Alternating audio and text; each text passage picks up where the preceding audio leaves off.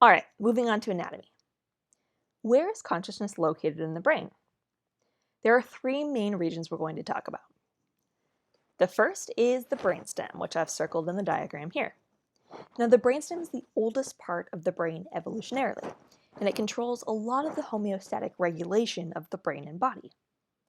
The brainstem is comprised of the medulla oblongata, the midbrain, and the pons.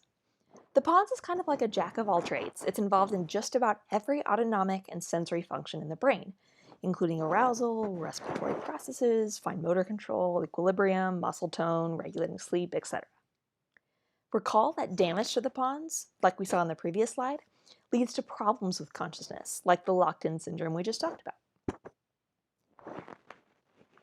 The second region of the brainstem I want to draw your attention to is the reticular formation, which is shown on the diagram in red.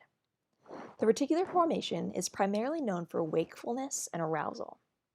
Fun fact, when you sustain a high-impact head injury, such as a football player after a hard tackle, the reticular formation and the brainstem take a huge hit, which is why these high-impact injuries often lead to a loss of consciousness and why you've probably heard you shouldn't fall asleep after getting a concussion, because the reticular formation is involved in wakefulness and its feedback loops are damaged.